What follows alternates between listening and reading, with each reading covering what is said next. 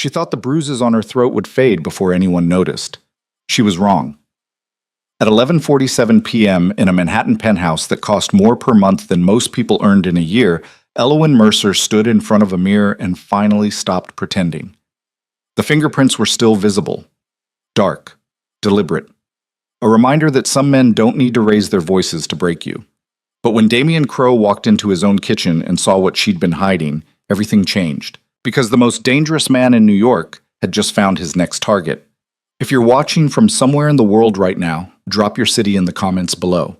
I want to see how far this story travels, and if it grabs you, hit that like button. Let's go. The first thing people needed to understand about working in Damian Crowe's penthouse was this. You didn't exist. Not in any way that mattered. You were furniture with a pulse. A shadow that restocked his whiskey, ironed his shirts, and disappeared before he remembered you had a face. The job paid well enough that you didn't ask questions. Well enough that you learned to move through rooms like smoke.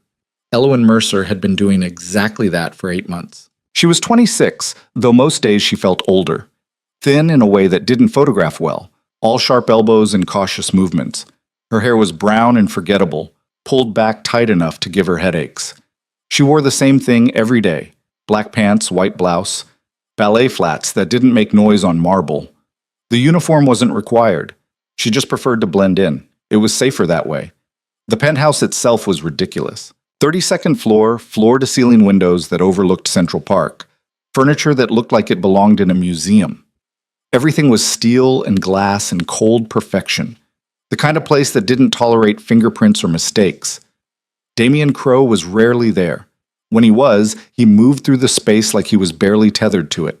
Suit jacket off, tie loosened, phone always in his hand. He was maybe 35, though Elowyn had never asked. Tall, dark-haired, the kind of good-looking that felt dangerous if you stared too long. He owned half the real estate in Lower Manhattan, or so the rumors went. Construction, development. Other things people didn't talk about in polite company. Elowyn had spoken to him exactly 4 times in 8 months. The first time, he'd asked her name. The second, whether she'd seen his briefcase. The third and fourth were instructions about dry cleaning. He didn't look at her when he spoke. Didn't look at anyone, really. His attention was always somewhere else. On a screen, a deal, a problem that needed solving. She preferred it that way. Because the last thing Elowyn needed was to be seen. It was a Tuesday in late September when everything started to crack. She'd been in the kitchen, scrubbing a countertop that was already spotless, when her phone buzzed in her pocket. She didn't need to look at it. She knew the pattern. 3 buzzes, stop, 2 more. Then silence. Then it would start again. Victor. Her hands stilled on the counter. She didn't pull the phone out. Didn't check the messages.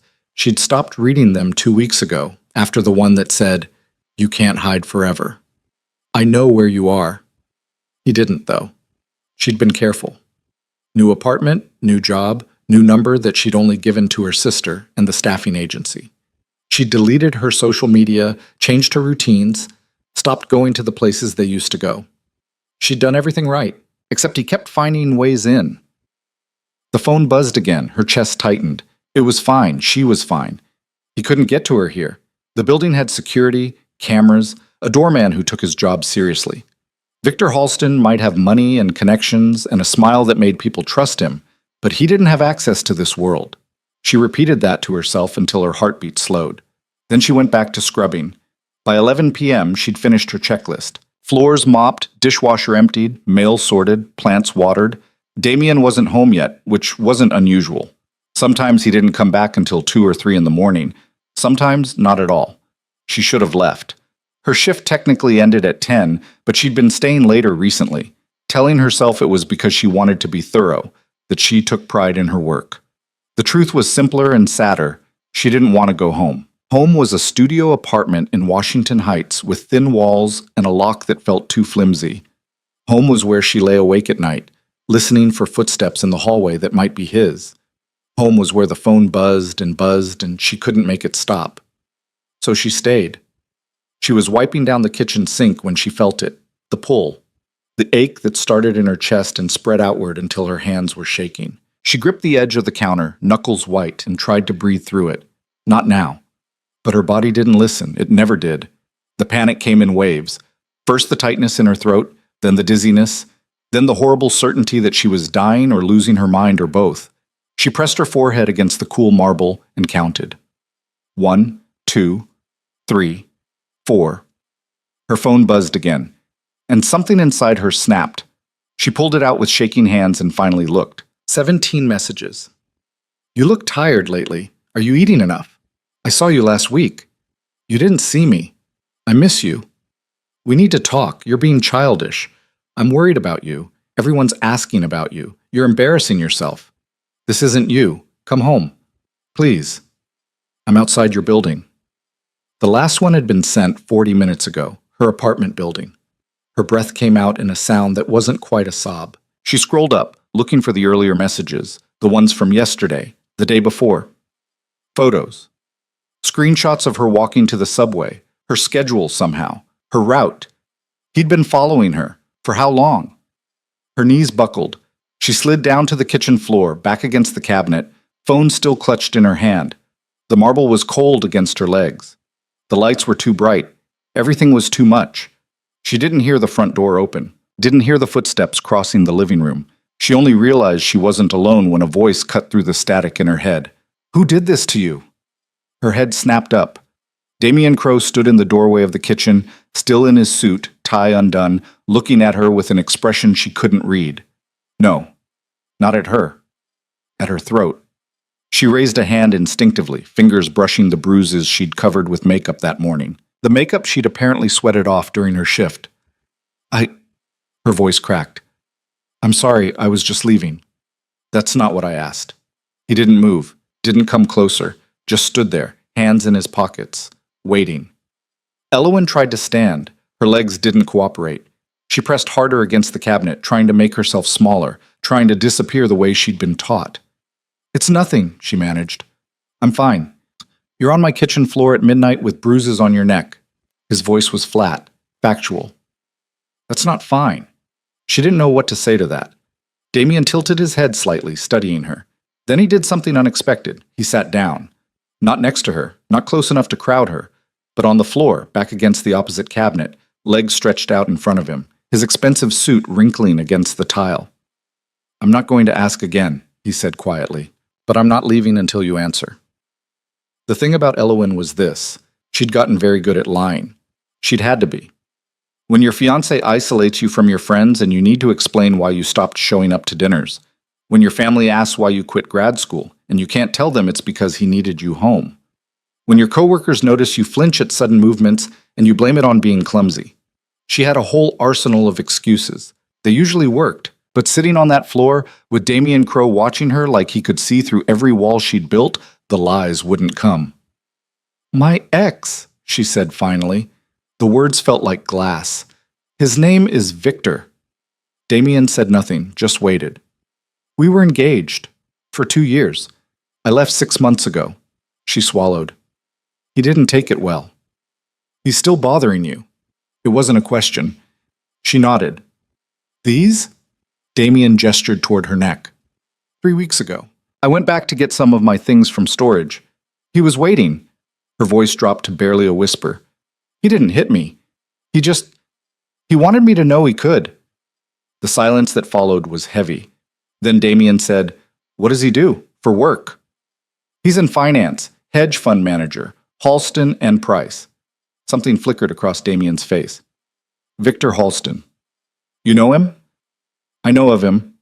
His tone shifted slightly, colder. Keep talking. So she did. It came out in pieces, fragmented, not chronological. But once she started, she couldn't seem to stop. She told him about how they'd met at a charity gala 3 years ago. How Victor had been charming, attentive, interested in her research on urban poverty. How he'd made her feel seen in a way no one else had. How he'd proposed after 8 months. How slowly, carefully, he'd started suggesting changes, small ones at first. That dress is beautiful, but maybe something more classic? Your friends are great, but they don't really get our lifestyle. Grad school is stressful. Maybe take a semester off. How those suggestions became expectations. Then demands. Then consequences. He never hit me, she said again, like it mattered. Not with his fists, but he knew exactly how to make me feel like I was losing my mind. He'd tell me something, then later swear he never said it. He'd move my things and act concerned when I couldn't find them. He'd plan dates and then cancel last minute, saying I'd gotten the day wrong. Gaslighting, Damien said. Yeah. She laughed, but it sounded wrong. I didn't realize that's what it was, not until I was too deep in to get out easily. What changed? I found his journals. She wrapped her arms around her knees. He kept detailed notes. Every lie he'd told me, every manipulation, every time he'd made me doubt myself. He'd written it all down like it was a game, like I was a project. Her throat tightened. That's when I knew I wasn't crazy. That's when I left. Damien was quiet for a long moment. When he spoke, his voice was careful. How did you get away? My sister helped. She drove up from Philadelphia, waited outside while I grabbed what I could fit in 2 bags and took me back with her. I stayed there for a month. Then I came back to the city and found this job. She looked down at her hands. I thought I'd covered my tracks. New phone, new address, knew everything. But he keeps finding me anyway. Tonight? She showed him the phone, the messages, the photos. Damien read them without expression. When he was done, he handed the phone back and stood. Stay here. What? No, You're not going back to Washington Heights tonight. Not with him outside your building. He pulled out his own phone. There's a guest room down the hall. You'll stay there. Mister Crow, I can't. Damien. He looked at her. Really looked. For the first time since she'd started working for him. And yes, you can. He made 3 calls. The first was to building security, telling them to pull footage from the lobby and surrounding streets for the past month. The second was to someone named Marcus, speaking in a low voice about running a background check and seeing what we can find. The third was to someone whose name he didn't use. I need a favor, Damien said into the phone. There's a problem that needs handling, quietly. A pause. Victor Halston. Yeah, that one. I'll send details. Another pause.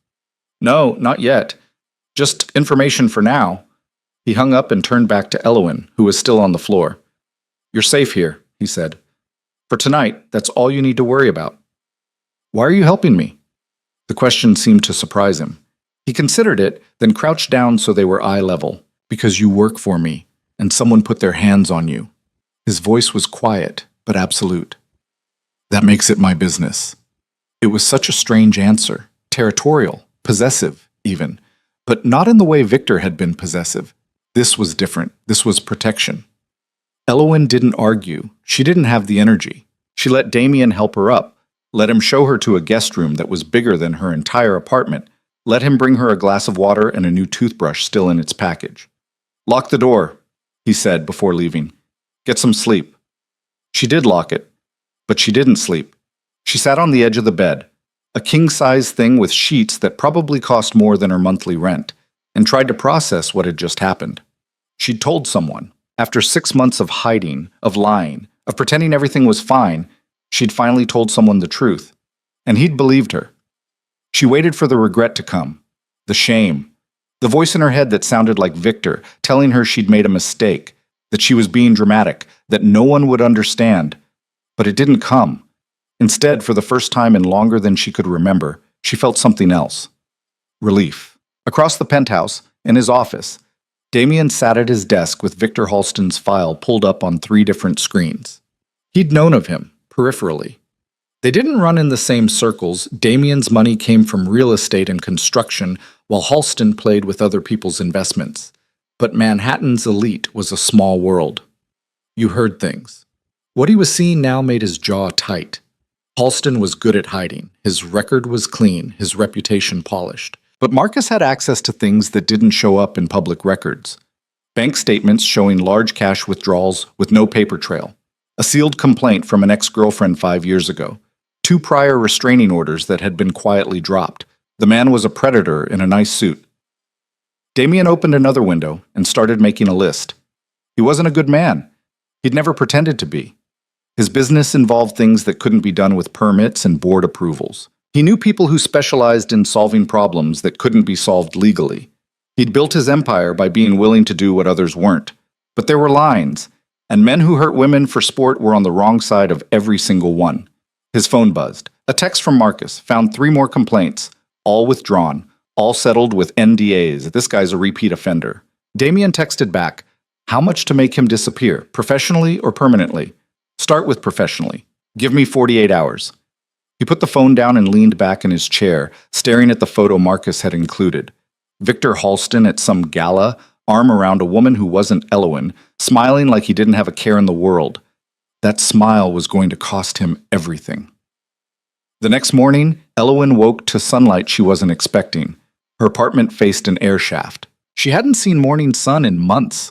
But this room, this ridiculous, beautiful room, had windows that stretched from floor to ceiling, and the light poured in like something out of a painting. She lay there for a moment, disoriented, before memory caught up. The kitchen, the phone, Damien. She sat up quickly, then winced.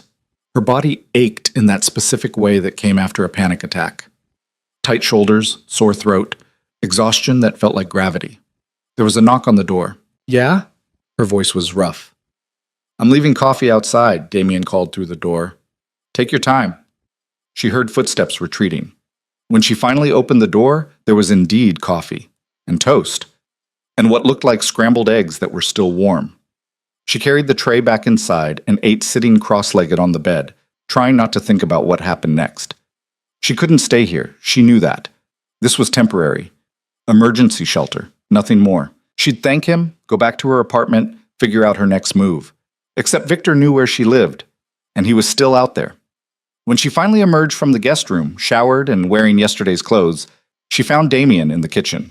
He was on his phone, pacing, speaking in clipped sentences about permits and zoning variances. He glanced up when she entered, held up one finger, 1 minute, and finished the call. How'd you sleep? I didn't really, but thank you for everything. He nodded. Marcus is running down some information on Halston. Should have it by tonight. Marcus? Someone who works for me. You don't need to worry about the details. That should have bothered her. A few months ago it would have, but right now, with her nerves still raw and her defenses worn thin, she just felt grateful. I should go, she said anyway. No. Excuse me? You're not going back to that apartment. Damien leaned against the counter, arms crossed. Not until we know what we're dealing with. Mr. Crow? Damien. Damien, I appreciate the help, really, but I can't just move in here. You're not moving in. You're staying until it's safe to leave. There's a difference. She wanted to argue, wanted to tell him she didn't need saving, that she could handle this herself, but the words stuck in her throat because they weren't true. She couldn't handle this alone. She'd been trying for 6 months, and Victor was still closing in. What about my job? She asked instead. I'm supposed to be here 3 days a week. That's it. So keep coming 3 days a week. On the other days, don't go home. Go somewhere public. Somewhere with cameras. He paused. Or stay here. Your choice. Why would you do this? I told you last night. No, really. Why? She stepped closer. You don't know me. I'm your housekeeper. You don't owe me anything. Damien was quiet for a moment, studying her with that same unreadable expression. My mother, he said finally. When I was 12, she left my father. He was, well, let's just say he didn't take it well. His voice was matter-of-fact, like he was discussing the weather. She tried to hide. He found her 3 times. The 4th time, she got lucky. Someone helped her disappear for real. Elowen's chest tightened. I was with my father when she left. Didn't see her again until I was 18.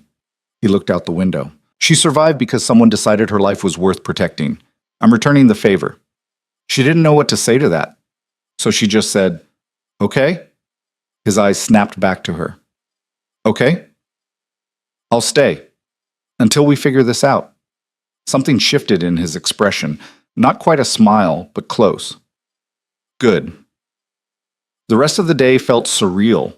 Elowen went through her usual routine, cleaning, organizing, restocking, except now she was hyper-aware of Damien's presence. He worked from home, door to his office mostly closed, but every so often she'd catch him watching her. Not in a creepy way.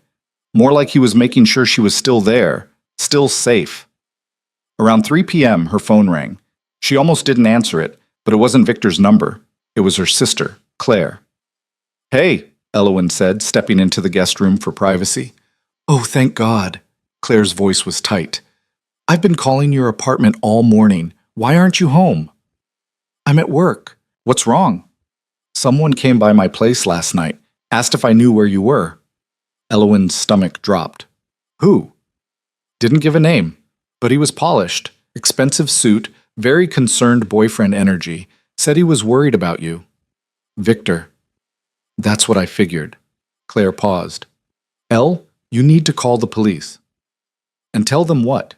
That my ex sent me text messages and asked my sister where I live? That he's stalking you. They won't do anything. You know they won't." She pressed her forehead against the window. "Not until he actually hurts me." "So what's your plan? Just wait for that to happen?" "No, She stopped. What was her plan? Hide in Damien's penthouse forever? "I'm working on it." "You're scaring me." "I'm okay, I promise. I'm somewhere safe right now." They talked for a few more minutes, with Claire extracting promises that Elowin would check in daily. When she hung up, she felt hollowed out. Victor wasn't backing down. He was escalating. That night, Marcus sent his report. Damien read it at the kitchen table while Elowin pretended not to watch from the couch. She'd made herself useful by organizing his bookshelf, but really she was just waiting. Finally, he looked up. "He's been tracking your phone." Her stomach turned over. "How?" "You have an iPhone?" "Yeah." "Did you share your location with him when you were together?" Maybe? He set up a lot of stuff on my phone, said it was for safety." Damien's expression went flat. "Check your settings. Family sharing. See if his Apple ID is still connected." She pulled out her phone with shaking hands and navigated to the settings. There it was. Victor's email. Still linked. Still with access to her location, her photos, her apps. "Oh my God. Turn it off. Now." She did, fingers fumbling. Then she went through every other setting Marcus's report had highlighted. Find my iPhone, shared albums, third-party apps that had access to more than they should. By the time she was done, she felt sick. "He's been watching me this whole time," she whispered. "Not anymore." Damien handed her a new phone, still in the box. "Use this from now on. New number. Don't give it to anyone except people you trust completely." "I can't take—" "Yes, you can." His tone left no room for argument. "And tomorrow, we're closing your old bank accounts and opening new ones. If he had access to your phone, he probably had access to those too." She wanted to cry, or scream, or both. Instead, she said, "Thank you." "Don't thank me yet." Damien stood. "This is just the beginning." That night, Victor Halston received an interesting email. It came from a law firm he'd never heard of, with an attachment that made his blood run cold. Photographs, financial records, screenshots of conversations that should have been private, and a message. "Cease all contact with Elowin Mercer immediately. Do not call, do not text, do not visit her workplace or residence. Do not contact her family or friends. Any further action will result in the attached documentation being sent to the SEC, your employer, and every news outlet in Manhattan. You have 24 hours to comply. No signature. No name. Just a phone number that went straight to voicemail when he called it." Victor stared at his computer screen for a long time. Then he threw his phone across the room. Someone was playing a game they didn't understand, and Victor Halston didn't lose games. Victor didn't sleep that night. He sat in his home office, a chrome and leather shrine to success, and read the email 17 times. Each pass made his hands shake worse than the last. Someone had been digging, deep. The photographs alone were damaging enough. Him outside Elowin's apartment building at 2 a.m., following her to the subway. Sitting in his car across from her sister's place in Philadelphia. But the financial records were worse. Transactions he'd buried under shell companies and falsified reports. Trades made with information he shouldn't have had.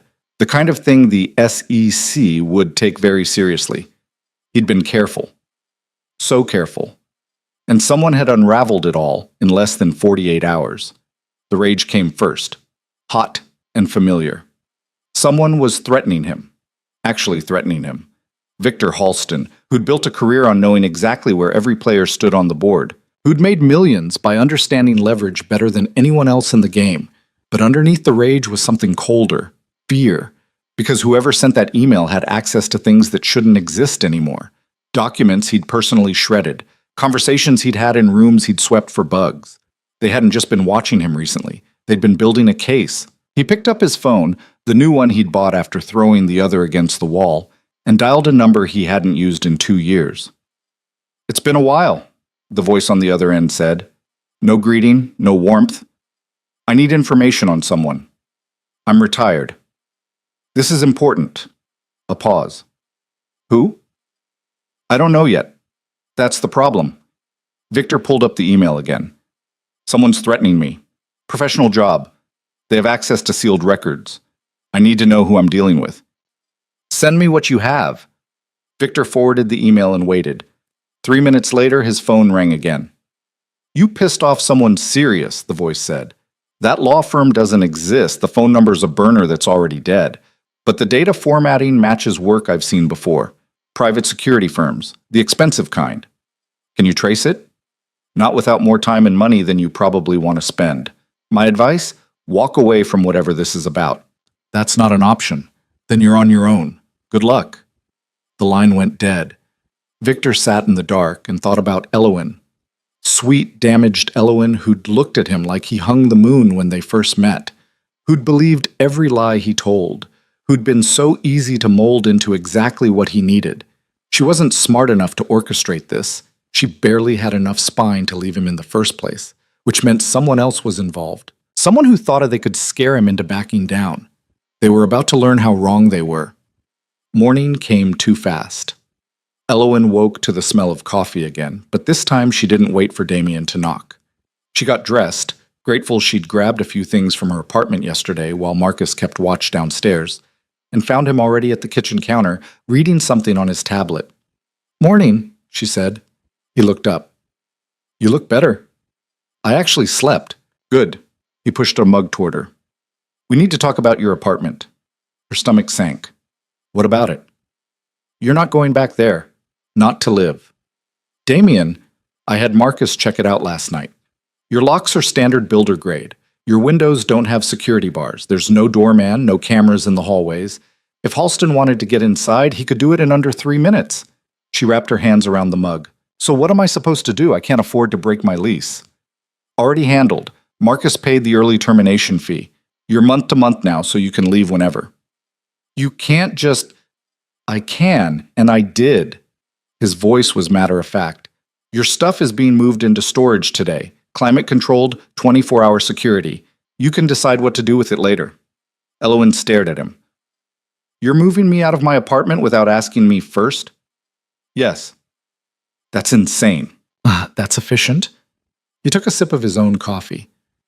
"Would you have agreed to it if I'd asked?" "That's not the point."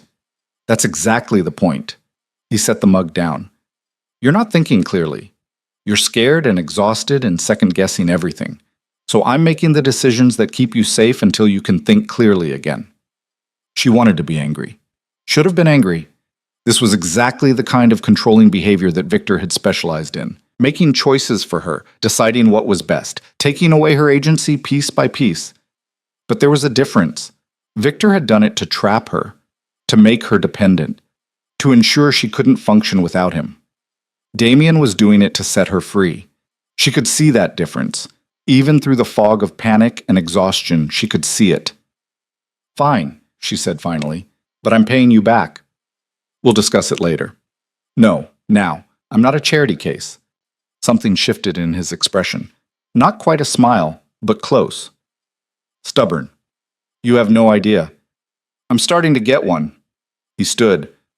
"I have a meeting downtown. Marcus will be here by noon to take you to the bank. New accounts, like we discussed. Don't argue with him. He's worse than I am." "Is that possible?" "You'll find out." He grabbed his suit jacket from the back of a chair and headed for the door, then stopped. "Elowen?" "Yeah?" "You're doing better than you think you are." The door closed before she could respond. Marcus turned out to be a brick wall in a leather jacket. He showed up at exactly noon, tall, broad-shouldered, with the kind of face that suggested he'd seen some things and wasn't interested in discussing them. He nodded at Elowen, gestured toward the door, and said, "Let's go." In the car, a black SUV with tinted windows that screamed private security, He handed her a folder. Your new identity, he said. She opened it. Bank account numbers. A debit card already activated. A new email address. This is excessive. This is thorough. Marcus pulled into traffic without looking at her. Halston's a sophisticated operator. He's not going to stop because you changed your phone number. We need to make you disappear from every system he has access to. How do you know what he has access to? Because I used to do what he does. Just for different people. That should have worried her. Instead, it was almost comforting. At least someone on her side knew how the game worked. They spent 3 hours at 2 different banks, setting up accounts that weren't connected to anything in her old life. Marcus had brought all the documentation they needed, proof of address using Damien's penthouse, employment verification from his property management company, even a credit check that somehow came back better than her actual credit. How did you do that? She asked as they walked back to the car. Do what? Fix my credit score? I didn't fix it. I just removed the incorrect information. What incorrect information? He gave her a look that suggested she didn't actually want to know the answer. She didn't ask again. On the way back, Marcus's phone rang. He answered it on speaker. Talk to me. Damien's voice filled the car. All set. New accounts are active. She's secure. Good. Any movement from Halston? Not yet, but he made a call last night to a private investigator in Jersey, guy who specializes in finding people who don't want to be found. Elowen's chest tightened. How do you know that? She asked. Because I'm monitoring his phone records, Marcus said, like this was perfectly normal. That's illegal. Extremely. Marcus, Damien's voice came through the speaker. Stay on him. I want to know everywhere he goes, everyone he talks to. If he so much as drives past your building, I want to know about it. Copy that. The call ended. Elowen sat in silence for a moment, processing. Then, you're breaking a lot of laws for someone you barely know. Marcus glanced at her. Damien doesn't do anything halfway. You're under his protection now. That means whatever it takes. Even if it's illegal? Especially if it's illegal. He pulled up to the building. The law doesn't protect people like you fast enough. We do. She didn't know what to say to that. Inside the penthouse, she found herself pacing. The nervous energy that had been building all day needed an outlet, and there was only so much cleaning she could do in a space that was already immaculate. She ended up in Damien's library, a room she usually avoided because it felt too personal. Floor-to-ceiling shelves packed with books that actually looked read. Not decorator pieces. Real books with cracked spines and dog-eared pages. She ran her fingers along the spines. Architecture, urban planning, Roman history, and an entire shelf of fiction that surprised her. Cormac McCarthy, Toni Morrison, Graham Greene. You can borrow whatever you want. She spun around. Damien stood in the doorway, tie loosened, looking more tired than she'd seen him. Sorry, I didn't mean to snoop. You're not snooping. You live here now. The words hung in the air between them. Temporarily, she corrected. Sure. But he didn't sound convinced. He crossed to the shelf and pulled down a worn paperback. You mentioned you were in grad school. What were you studying? Urban sociology, before I left. Why'd you stop? She'd told him the simple version already, that Victor had wanted her home. But standing in this room, surrounded by books that suggested Damien actually cared about ideas, the real answer came out. He told me I wasn't smart enough. She stared at the floor. Not directly, but little comments. Questions about my research that made it sound stupid. Concerns that I was wasting money on a degree I'd never finish. After a while, I started to believe him. You believed a hedge fund manager about academic worth? When someone tells you something often enough, it starts to sound true. Damien handed her the paperback. The Power Broker by Robert Caro. Read this, he said. Then tell me if you still think you're not smart enough. Sigh. She took it, surprised by the weight of it. This is like 1,000 pages. It's also the best book ever written about how cities actually work. You'll love it. He paused. And when you're done, we're going to talk about you going back to school. Damien, not now, later, when Halston's not a problem anymore. He moved toward the door. Dinner's at 7. Hope you like Thai food. He was gone before she could argue. She stood there holding the book and trying not to cry. Dinner was strange in a way Elowen hadn't anticipated. They sat at the kitchen island, the formal dining room apparently reserved for people Damien actually wanted to impress, with takeout containers spread between them, pad thai and green curry, and spring rolls that were still crispy. It felt almost normal. "You don't eat here often, do you?" she asked. "What gave it away?" "The fact that you had to ask the delivery guy where your building was." He laughed, actually laughed. It transformed his whole face, made him look younger. "I usually eat at my desk, or in meetings, or not at all." "That's terrible for you." "So I've been told." He handed her the spring rolls. "You cook?" "I used to, when I had time." "You have time now." It was true. With no apartment to maintain, no Victor to tiptoe around, no constant low-grade panic about where he might show up, she had time. The thought was dizzying. "What do you do?" she asked. "When you're not working?" "I work. Come on, there has to be something." He considered this. "I run. Early mornings before the city wakes up. And I read." The library made that obvious. "What about you? What did you do before?" Before. Such a loaded word. "I painted," she said quietly. "Watercolors. Nothing fancy. Just, it helped me think." "You have your supplies?" "They're in storage now, I guess. With everything else. Marcus can get them tomorrow." "You don't have to." "Elowen." He set down his fork. "Stop telling me what I don't have to do. I'm going to do it anyway." She met his eyes. "Why?" "Because someone should have done it a long time ago." The answer was simple and devastating. They finished eating in comfortable silence. Elowen cleaned up while Damien took a call in his office. She could hear his voice through the door, sharp, impatient, dealing with something about permits and city inspectors. She was loading the dishwasher when her new phone buzzed. Unknown number. Her hands froze. It couldn't be Victor. He didn't have this number. Unless... She answered. "Hello? Elowen? It's Claire." Relief flooded through her. "How'd you get this number?" "Damien's assistant called me. Said you'd changed phones." A pause. "El, who is this guy?" "He sent someone to my apartment with a security system. An actual security system. Said it was in case Victor came back." He's my boss." "Your boss doesn't install security systems for his employees' families." "What's going on?" Elowen glanced toward Damien's office. "It's complicated." "Are you safe?" "Yeah. Safer than I've been in months. That's not an answer." "Claire." Elowen sat down at the counter. "He's helping me. Really helping. I know it sounds weird, but I trust him." Her sister was quiet for a long moment. "Okay.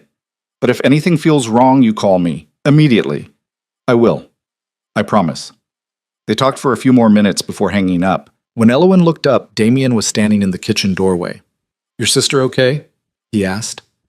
"She thinks you're either a saint or a serial killer." "Probably both." He grabbed a water from the fridge. Marcus flagged something. "Halston made contact with a bail bondsman this afternoon. Guy who works with people who need to disappear quickly." Her stomach dropped. "What does that mean?" "It means he's planning something, and he's hiring professionals to help him do it." "What kind of something?" Damien's expression went carefully neutral. "I don't know yet, but we're going to find out before he can execute it." "How?" "Let me worry about that part." He checked his watch. "You should get some sleep. Tomorrow might be complicated." "Damien," he stopped. "Thank you for all of this. I know I keep saying it, but then stop saying it." His voice was gentle. "You don't owe me gratitude. You don't owe me anything." He disappeared into his office again before she could respond. Elowen went to bed but didn't sleep. She lay in the dark, the power broker on the nightstand, and thought about the last 48 hours. Her entire life had been upended. Again. But this time, it didn't feel like drowning. It felt like someone had finally thrown her a rope. Victor's plan came together quickly once he made the decision. He couldn't go after Elowen directly, not with whoever was watching him. But there were other ways to apply pressure, ways that didn't leave fingerprints. The bail bondsman connected him with someone who specialized in reputation management, a polite term for destroying someone's life without technically breaking any laws.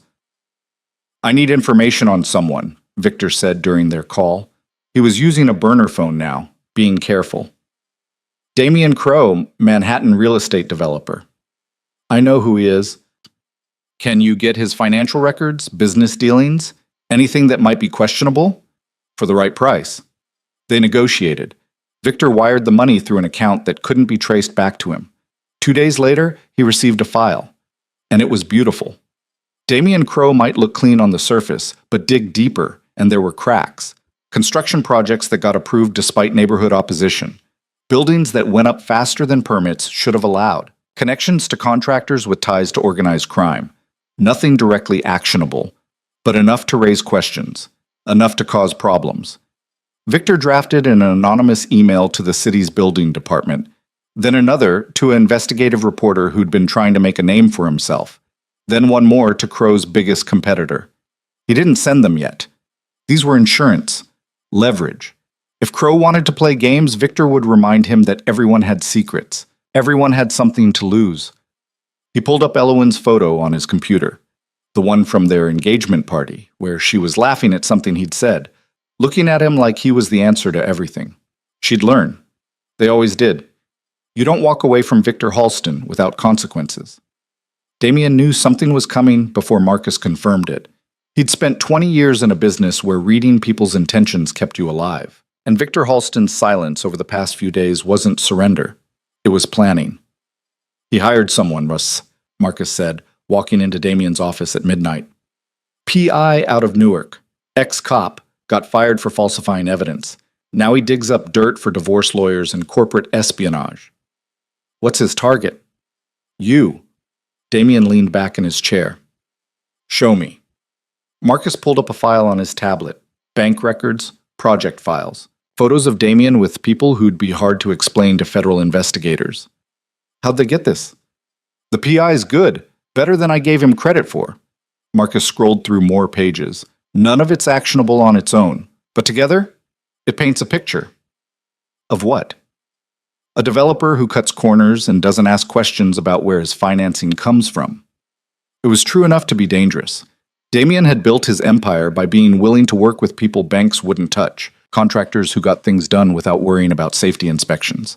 Investors whose money came from sources nobody wanted to examine too closely. He'd always known it could come back to bite him. He just hadn't expected it to happen because he'd helped a woman escape her abusive ex.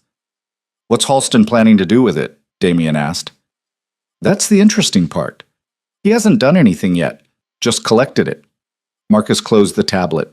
My guess? He's waiting to see what you do next. This is a warning shot. He wants me to back off. He wants you to understand that protecting Elowen comes with a cost. Damian stood and walked to the window. The city spread out below him, all light and steel and endless possibility. He'd fought for every inch of this view, had built something from nothing through sheer force of will and strategic ruthlessness. And Victor Halston thought that would make him back down. Increase surveillance on him, Damian said. So, I want to know every move he makes, every person he talks to, every coffee he buys. That's going to get expensive. I don't care. Damian, Marcus's voice was careful. This is escalating, fast. Maybe it's time to think about alternative solutions. Like what? Like making him disappear. Permanently. The offer hung in the air between them. Damian had made people disappear before. Not personally, he wasn't a killer, but he knew people who were. Professionals who could make a problem vanish without leaving evidence. It would be easy, clean, final. And it would destroy Elowen. No, he said. He's not going to stop. I know. So what's the play? Damian turned back to Marcus. We make him understand that some fights aren't worth winning. How? I'm working on it. After Marcus left, Damian sat in the dark and thought about his mother. She'd survived his father by disappearing completely. New name, new city, new life. She'd given up everything, including her son, to stay safe. It had worked, but the cost had been devastating. Elowen deserved better than that. She deserved to reclaim her life, not abandon it, which meant Victor Halston needed to be stopped, not just warned or threatened. Stopped. His phone buzzed with a text from Marcus. Halston just left his apartment, heading downtown. You want me to follow? Damian typed back, yes. And Marcus? Don't let him see you. Never do. Damian stood and walked down the hall, stopped outside Elowen's door, no light underneath. She was probably asleep. He hoped so, because tomorrow things were going to get worse before they got better, and she needed to be ready. The flowers arrived at 9 a.m. 24 white roses in a crystal vase, delivered to the penthouse lobby with a card that simply read, "I forgive you." Elowen stared at them through the security monitor while Marcus stood beside her, arms crossed. "Don't touch them," he said. "I wasn't planning to." "I'm serious. We need to check for cameras, trackers, anything that shouldn't be there." She turned away from the monitor. "It's just flowers." "Nothing from him is just anything." Marcus pulled out his phone. "I'm having them sent to a lab. If they're clean, I'll bring them back up." "I don't want them back." "Good call." Damien emerged from his office, still on a call, and stopped when he saw Marcus examining the delivery slip. He said something curt into the phone and hung up. "Halston?" he asked. Marcus nodded. "How'd he get this address?" "That's what I'm going to find out." Marcus headed for the door. "Keep her inside until I get back." The door closed with a solid click. Elowen sat down on the couch, suddenly exhausted despite having just woken up. "He's not going to stop." "No," Damien agreed. "He's not." "So what do we do?" "We make him wish he had." There was something in his voice that made her look up, something cold and final that she hadn't heard before. "Damien, what are you planning?" "Nothing you need to worry about." "That's not an answer."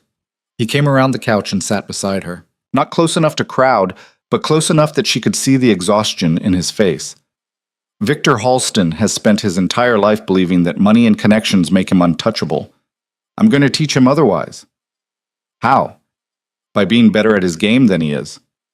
"And if that doesn't work?" His expression didn't change. "It will work." But Elowen heard what he wasn't saying. If it didn't work, there were other options, darker ones. "I don't want you doing anything illegal," she said quietly. "Too late for that." "I'm serious." "So am I." He leaned back, studying her. "You think I got where I am by following every rule? This city doesn't work that way. You want something done, you do what needs doing. Even if it destroys you in the process? I'm harder to destroy than you think." She wanted to argue. Wanted to tell him that Victor wasn't worth the risk, that she could just disappear, change her name, start over somewhere else. But the words wouldn't come because she was tired of running, tired of being afraid. And maybe for the first time in years, she wanted to see what happened when someone fought back. Marcus returned an hour later with the flowers in a sealed plastic bag. "Clean," he said. "No cameras, no trackers, no chemical residue. Just expensive roses and a creepy message." "So he's just messing with her head," Damien said. "That's my read." Marcus tossed the bag into the trash.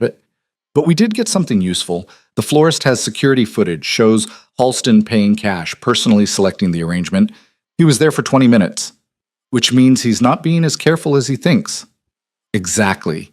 Damien pulled out his phone and made a call. "I need a meeting. Tonight." "Yeah, that's fine. Bring everything you have." When he hung up, Elowen asked, "Who was that?" "A friend who specializes in making problems go away." "What kind of friend?" "The expensive kind." She didn't push further. Part of her didn't want to know. The day dragged. Elowen tried to stay busy, but there was only so much cleaning she could do in a space that was already immaculate. She ended up back in the library, pulling the power broker off the shelf where she'd left it. She read for 3 hours straight, absorbed in Robert Moses and urban planning and the ways power actually worked in cities. It was dense and brilliant and made her remember why she'd loved her research in the first place. When Damien found her, she was taking notes in the margins. "You're writing in my book," he observed. She looked up, startled. "Sorry, I can—" "Don't apologize. That's how books should be read." He sat in the chair across from her. "What do you think so far?" "I think Moses was a monster who happened to be effective. Most effective people are." "Is that what you are?" The question came out before she could stop it. Damien considered it carefully. "I've done things I'm not proud of, built projects that displaced families, worked with people who solved problems with violence, made compromises that kept me up at night." He paused. "But I've also built housing for people who couldn't afford it otherwise, created jobs, turned neighborhoods around. The world isn't black and white." Victor thought that too, that he was justified. "There's a difference between us." "What's that?" "I know I'm not the hero." He stood. I'm just someone who gets things done. That night, Damien left the penthouse at 8 p.m. wearing a jacket Elowen had never seen him in. Leather, worn, paired with jeans instead of his usual suit. He looked different. Harder. "Where are you going?" she asked. "Meeting? About Victor?" "Among other things." He grabbed his keys. "Marcus is outside if you need anything. Don't answer the door for anyone else." "Damien, I'll be back by midnight." He was gone before she could say anything else. Elowen tried to distract herself with television, but nothing held her attention. She kept checking her phone, expecting another message from Victor, another threat wrapped in concern. But there was nothing. The silence was somehow worse. At 10 p.m., she gave up on sleep and went to the kitchen. Made tea she didn't want. Stared out the window at the city lights and thought about how her life had become unrecognizable in less than a week. Her phone buzzed. She nearly dropped the mug. It was Claire. "Hey," Elowen answered. "Everything okay?" "That's what I was going to ask you." Her sister's voice was tight. "Victor called me." Elowen's chest constricted. "When?" "An hour ago, from a number I didn't recognize.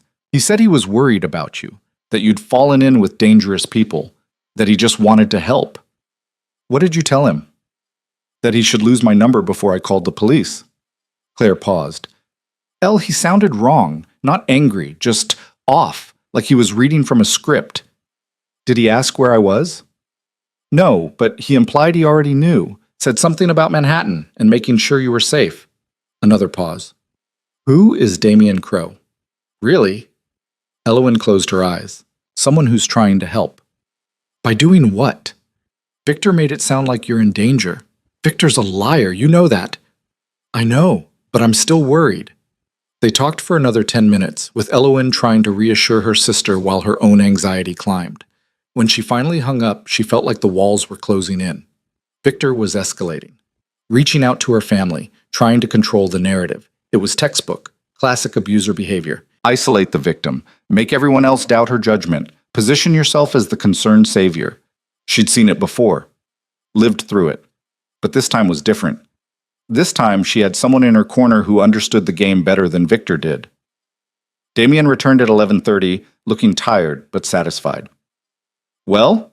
Elowen asked from the couch where she'd been failing to focus on a book. "It's handled." "What's handled?" He poured himself a drink. Whiskey. Neat. And sat in the chair across from her. "Victor thinks he's playing chess. He's not. He's playing checkers while I'm redesigning the board." "That's cryptic." "That's accurate." He took a sip. "Tomorrow he's going to receive some interesting information about his business practices. The kind of information that makes the SEC very curious. You're setting him up. I'm giving them facts. What they do with those facts is up to them." "That's semantics." "That's strategy." He set down the glass. "Victor Halston has been running illegal trades for 3 years, using insider information to make millions. I'm not inventing evidence. I'm just making sure the right people see what's already there." Elowen stared at him. "How do you know about his trades?" "Because I had someone very talented spend the last 3 days digging through his life." Damien leaned forward. "He's not as clean as he pretends. Most people aren't. And when the SEC comes after him, he'll be too busy defending himself to worry about you." It was ruthless, calculated, exactly the kind of move that should have scared her. Instead, she felt something else. Relief. "He called my sister tonight," she said quietly. "Told her I was in danger." Damien's expression went flat. "What else did he say?" "That I'd fallen in with the wrong people. That he was worried." She wrapped her arms around herself. "He's trying to turn everyone against me, make them think I'm the problem." "Did your sister believe him?" "No, but others might." "Let them." His voice was hard. "By the time I'm done, no one's going to believe anything Victor Halston says." The next morning, Victor's world began to collapse. It started with a call from his company's general counsel at 7 a.m. Concerned voice, careful words. The SEC had questions. Informal inquiry, nothing to worry about, but they needed to review some trading records. Victor kept his voice calm. "What kind of records?" "Q3 and Q4 from last year. Some flagged transactions." "Flagged how?" "Timing issues. Purchases made just before major announcements. They want to verify everything was above board." Victor's hands went cold. Of course, send them whatever they need.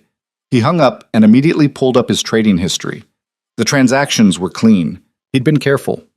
Used multiple accounts, shell companies, brokers who didn't ask questions.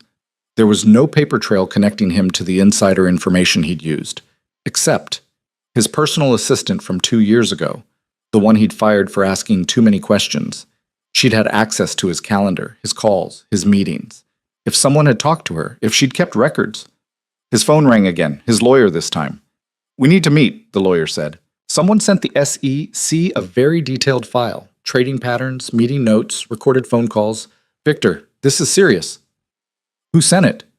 "Anonymous tip, but it's thorough. Too thorough to ignore." Victor ended the call and sat very still. Someone was destroying him, and he had a pretty good idea who. He dialed the private investigator. "I need everything you have on Damian Crow, now. I sent you the file. I need more. Business associates, properties, anyone who works for him, and I need it today. That's going to cost. I don't care what it costs." He hung up and stared at his computer screen. Damian Crow thought he could threaten Victor and walk away clean. He was about to learn otherwise.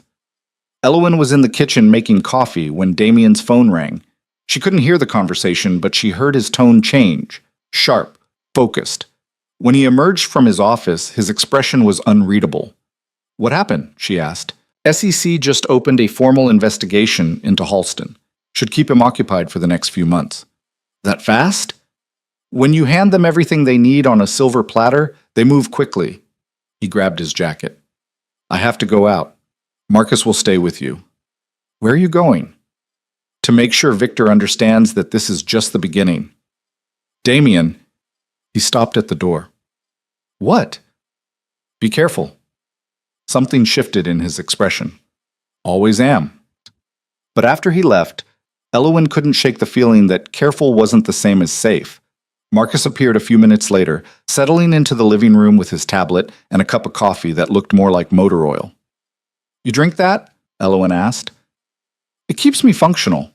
She sat across from him. "What's Damian really doing?" Marcus looked up. "What'd he tell you?" "That he's making Victor understand this is just the beginning." "Then that's what he's doing." "That's not helpful." Marcus set down his tablet. "Look, I've worked for Damian for 8 years. He's the smartest, most strategic person I've ever met. He doesn't make moves without thinking through every consequence. If he says he's handling it, he's handling it." "But what if Victor fights back?" "Then Damian will be ready." Marcus picked up his coffee again. "Trust the process."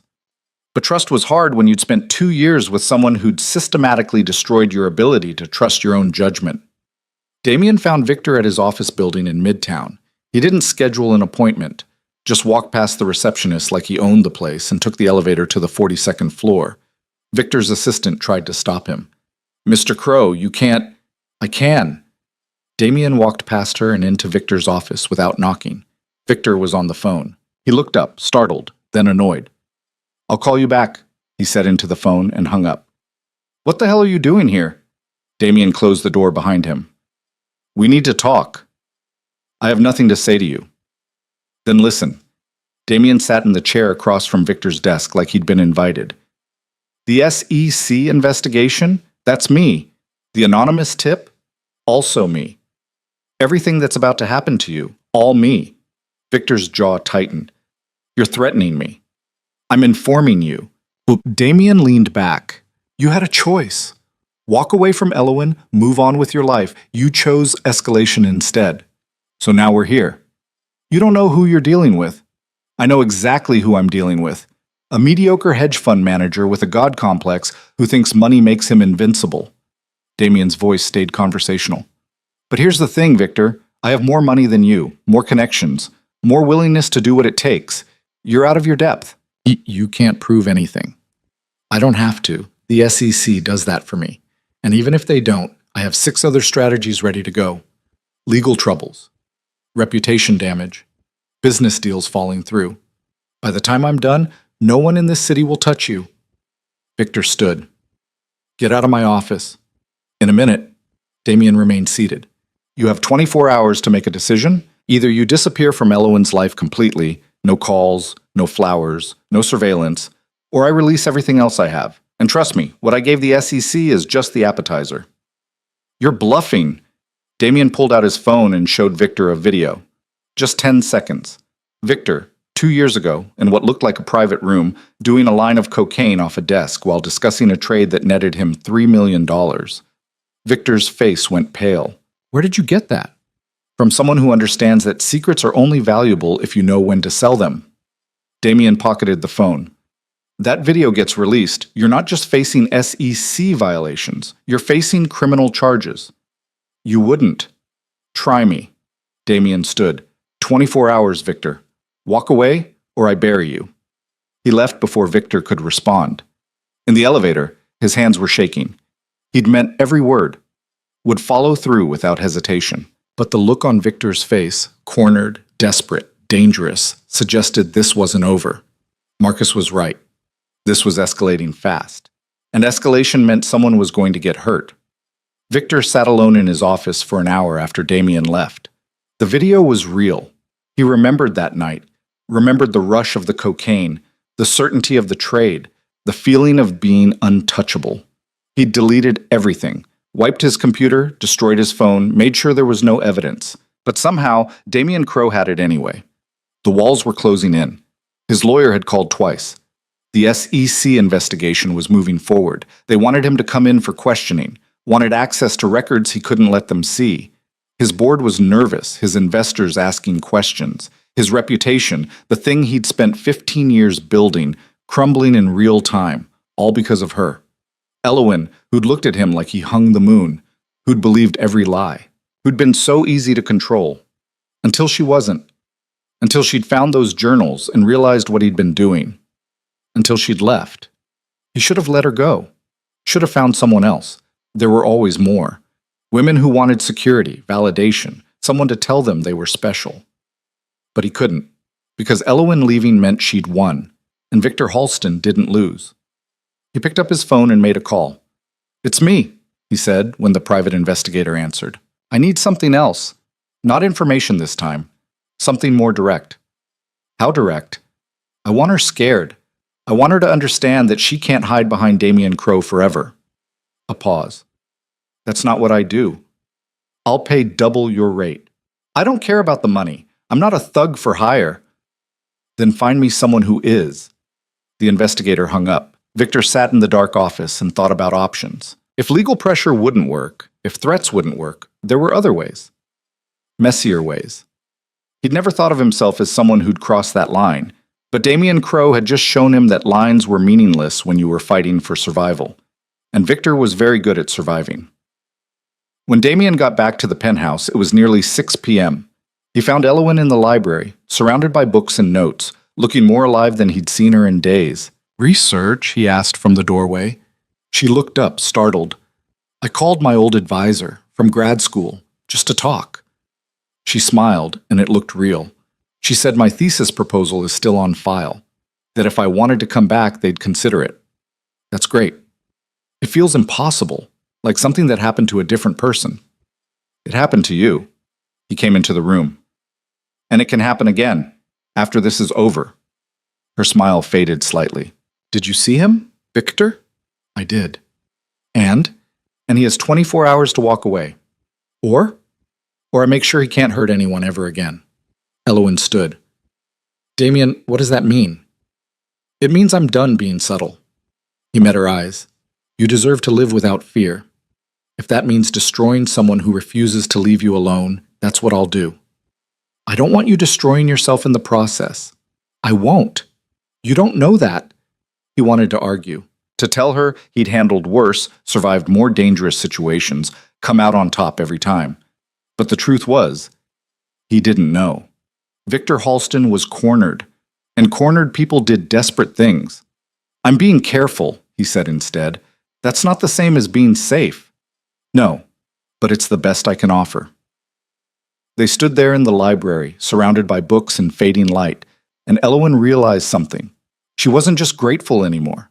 She was falling for him, for his ruthlessness and his protection, and his absolute certainty that she deserved better. It was the worst possible timing, and she didn't care. That night, Victor made his decision. If Damien Crowe wanted war, he'd get war, but on Victor's terms. The 24 hours passed without a word from Victor. Damien wasn't surprised. Men like Victor Halston didn't surrender easily. They regrouped, calculated new angles, found ways to inflict damage when you least expected it. So when Marcus walked into the penthouse at 7 a.m. with his jaw set tight, Damien already knew the news wasn't good. He leaked the file, Marcus said without preamble. Damien looked up from his coffee. Which file? The one on you, construction records, contractor connections, questionable financing. Sent it to 3 investigative journalists and the city's building department. When? Last night, around 2 a.m. Marcus pulled out his tablet and showed him the emails.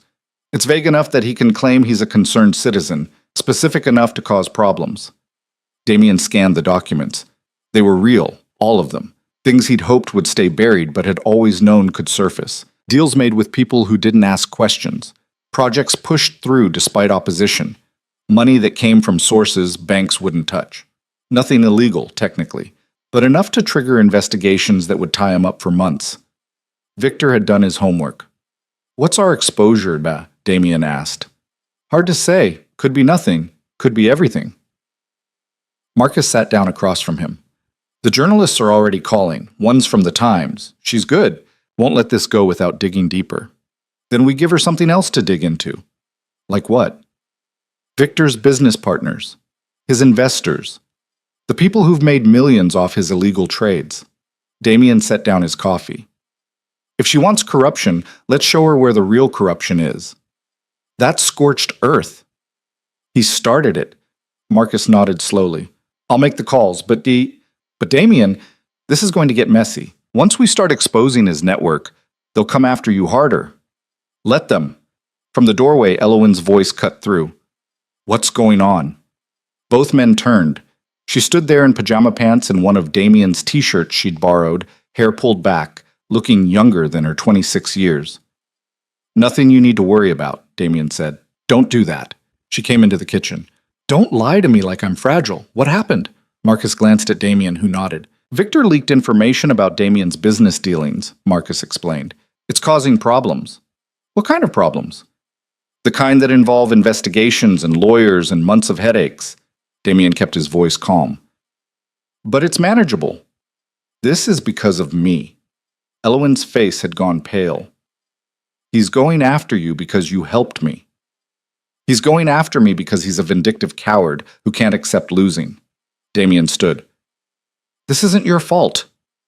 Yes, it is. I should leave. Go somewhere else. Disappear like your mother did. No. The word came out harder than he intended. Elowen flinched. Damien crossed to her, forcing himself to soften his tone. You're not running. Not from him, not from this. We're ending this. Permanently. How? He's not going to stop until he destroys both of us. Then we destroy him first. The declaration hung in the air between them. Marcus quietly excused himself, leaving them alone in the kitchen. Elowen wrapped her arms around herself. I don't want you getting hurt because of me. Too late for that. Damien moved closer, carefully. I made my choice when I helped you. Knew it might cost me. Still worth it. Why? Because you deserve better than spending your life afraid. He reached out, hesitated, then tucked a strand of hair behind her ear. And because somewhere along the way, this stopped being about doing the right thing and became about you. She looked up at him, eyes wide. Damien! His phone rang. He cursed under his breath and checked the screen. I have to take this. He stepped away, leaving Elowen in the kitchen trying to process what he'd just said. Somewhere along the way, this became about you. The call was from his lawyer, and it was exactly as bad as expected. The building department wanted records going back 5 years.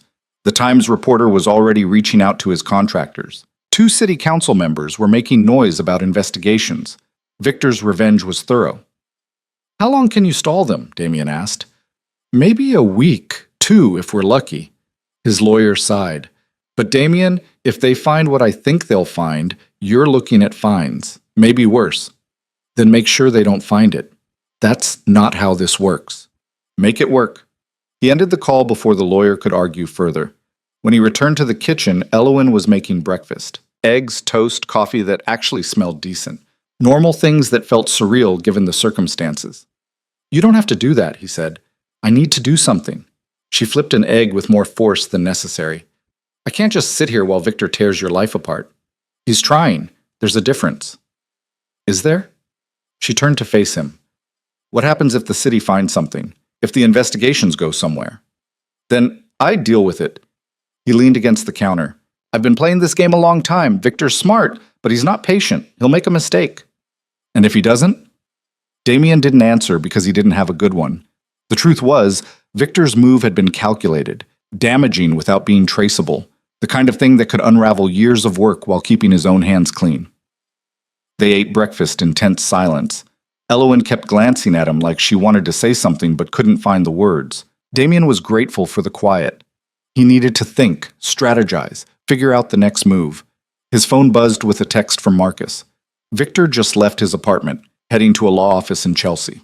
Want me to follow?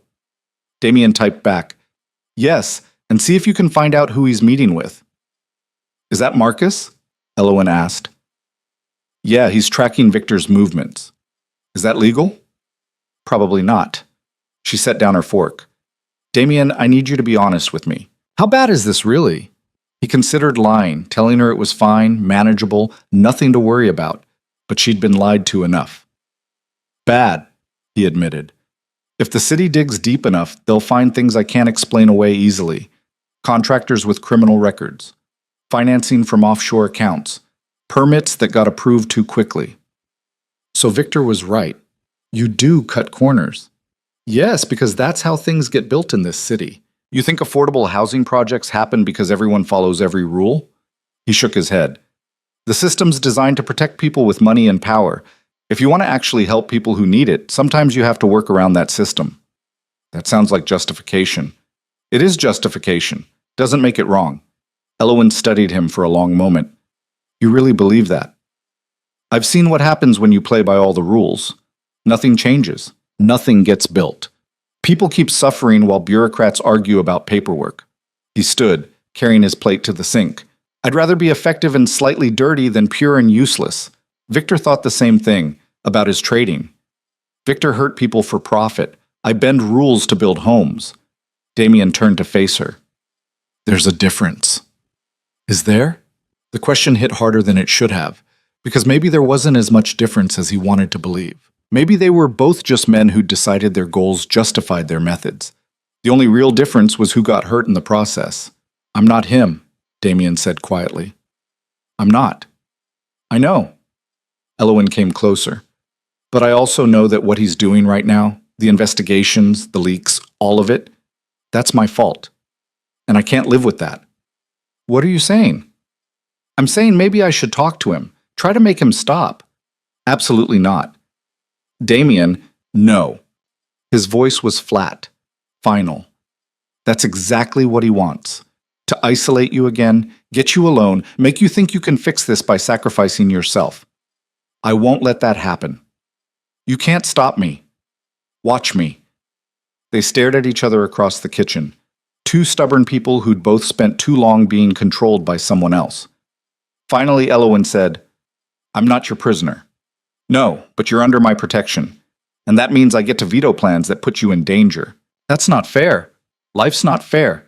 You of all people should know that. It was a low blow and he knew it.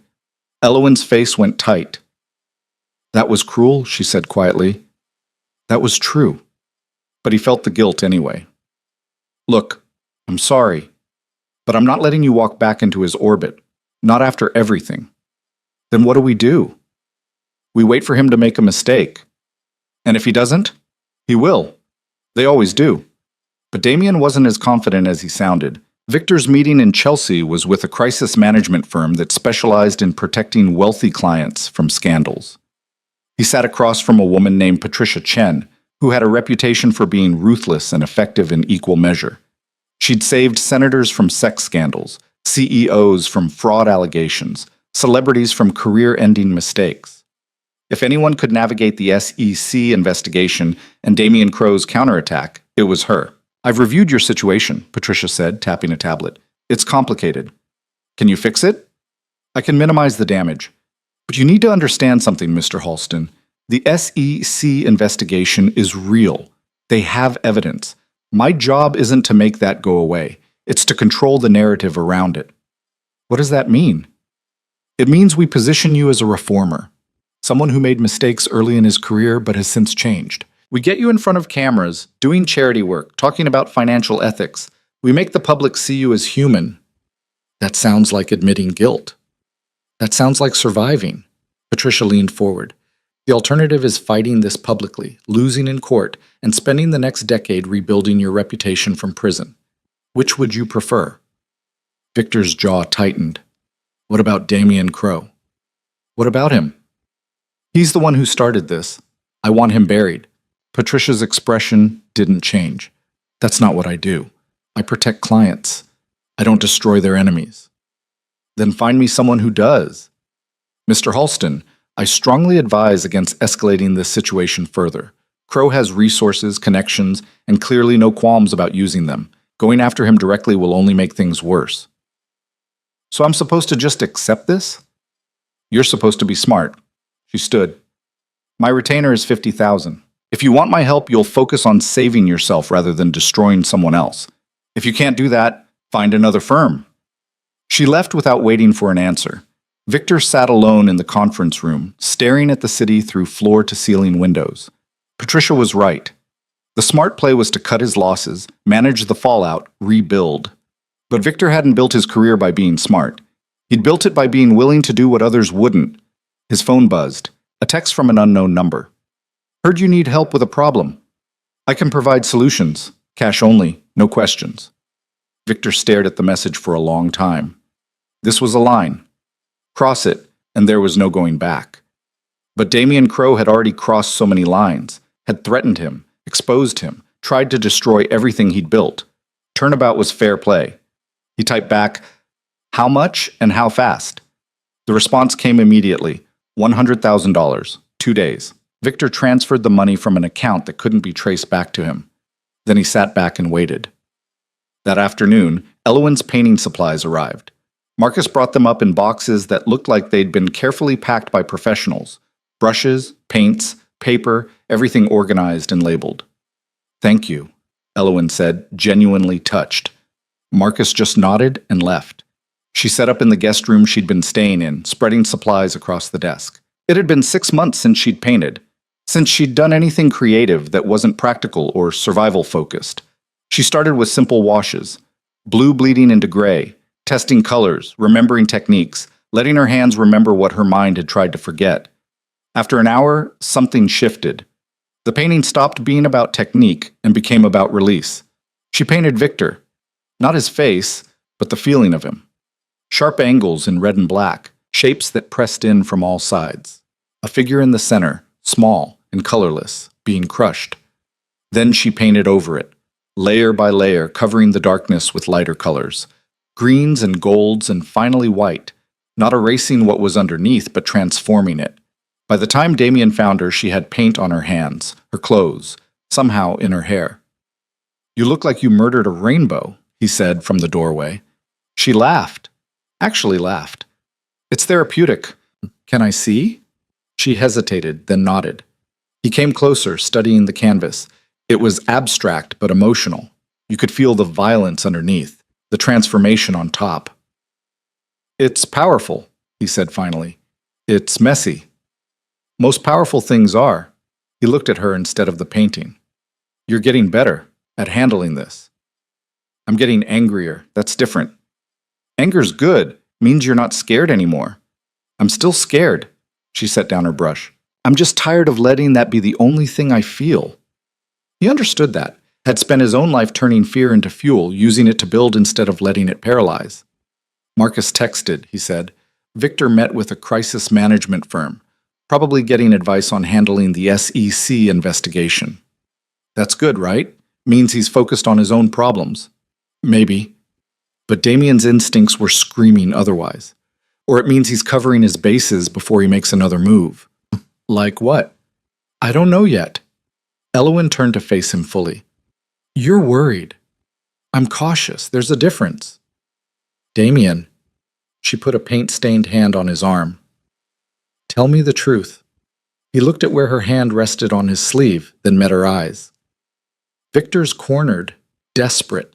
That makes him dangerous in ways I can't fully predict. So yeah, I'm worried, but I'm also prepared. For what? For whatever comes next.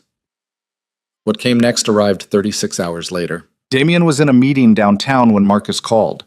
He almost didn't answer. He was negotiating a deal that had taken weeks to set up, but something about the third call in a row made him excuse himself. What is it? Get back to the penthouse. Now. Marcus's voice was tight, in a way Damien had only heard twice before. Both times someone had ended up in the hospital. What happened? Just get here. Damien left the meeting without explanation, caught a cab that moved too slowly through midday traffic, and burst into the penthouse to find Marcus and two uniformed police officers in his living room. Elowyn was on the couch, wrapped in a blanket despite the apartment being warm, looking small and shaken. What the hell happened? Damien demanded. One of the officers turned. You're Damien Crowe? Yes. Someone tell me what's going on. There was an incident this afternoon. A man attempted to enter the building claiming to be Miss Mercer's brother. Security stopped him, but he became aggressive. Made threats. Damien looked at Marcus, who nodded confirmation. Show me the footage, Damien said. They pulled it up on Marcus's tablet. A man in his 30s, average height, dark jacket. He'd shown up at the lobby desk asking for Elowyn by name. When the security guard asked for ID, he'd gotten agitated, started yelling about needing to see his sister, that she was in danger. The guard had called the police. The man had run. Did you get a clear shot of his face? Damien asked.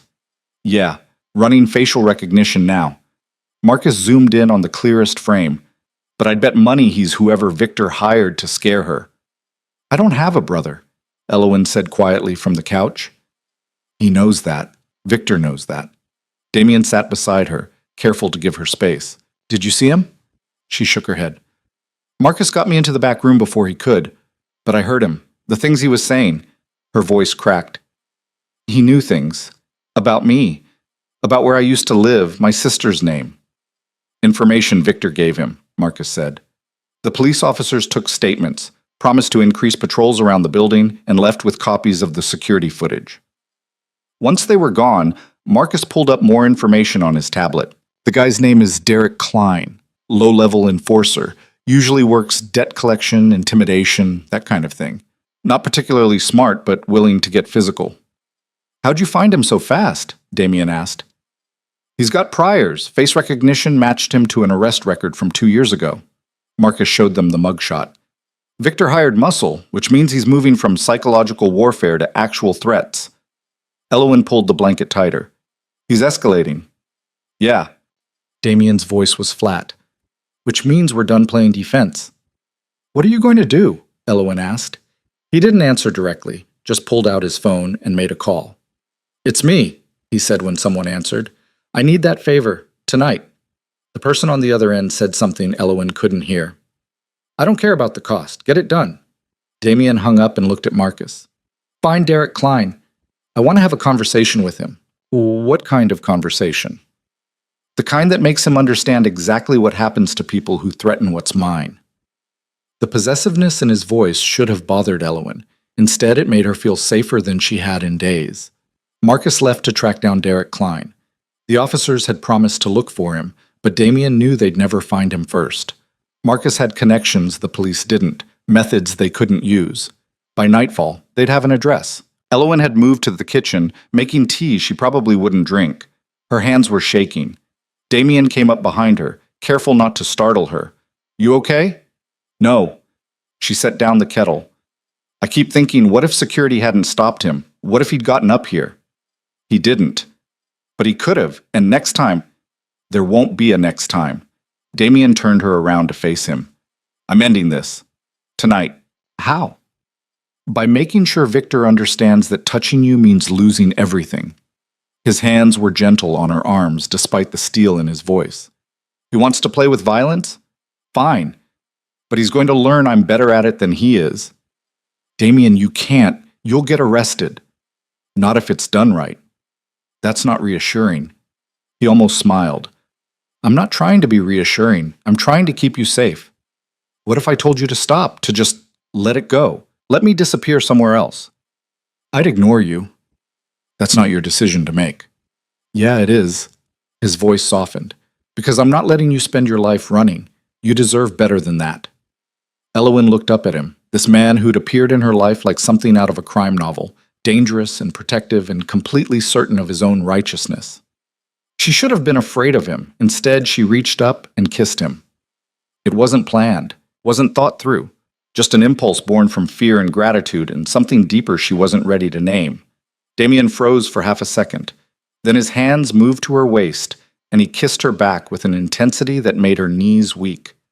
When they finally broke apart, both breathing hard, Elowen said, "I'm sorry, I shouldn't have. Don't apologize." His thumb traced her jawline. "But we need to talk about this. After. When Victor's not a threat anymore. What if there's no after?" "There will be." He said it like a promise. "I'm making sure of it." His phone buzzed. Marcus, with an address. Damien pulled away reluctantly. "I have to go." "Where?" "To have a conversation with Derek Klein about the cost of poor career choices." "Damien, stay here. Lock the door. Don't open it for anyone except Marcus." He was already moving toward the door. "I'll be back by midnight." "And if you're not?" He looked back at her, and for just a moment his certainty faltered. "Then Marcus will take care of you." The door closed behind him, leaving Elowen alone with her fear and the ghost of a kiss that changed everything. Derek Klein lived in a walk-up in Queens that smelled like mildew and old pizza. Third floor, apartment 3C, door that looked like it had been kicked in before and poorly repaired. Damien stood in the hallway with Marcus, listening to the television blaring through the thin walls. "He's alone," Marcus confirmed, checking his phone. "No one else has gone in or out in the last hour." "Good." Damien knocked. 3 sharp raps that echoed in the stairwell. The television went silent. Footsteps approached. "Who is it?" "Someone who wants to talk about Victor Halston," Damien said. A pause. Then the sound of multiple locks being undone. Derek opened the door with a baseball bat in his hand.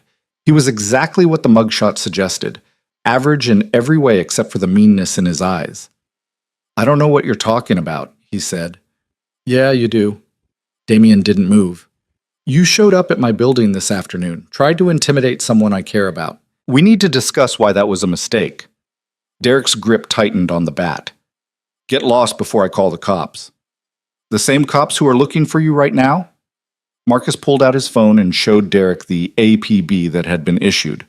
"Assault, terroristic threats, attempted breaking and entering. You're looking at real time if they find you."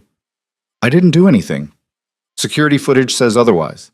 Damien finally stepped forward, forcing Derek to either swing or back up. Derek backed up. "But here's the thing. I'm not interested in getting you arrested. I'm interested in making sure you never work for Victor Halston again." "Man, I don't know who that is."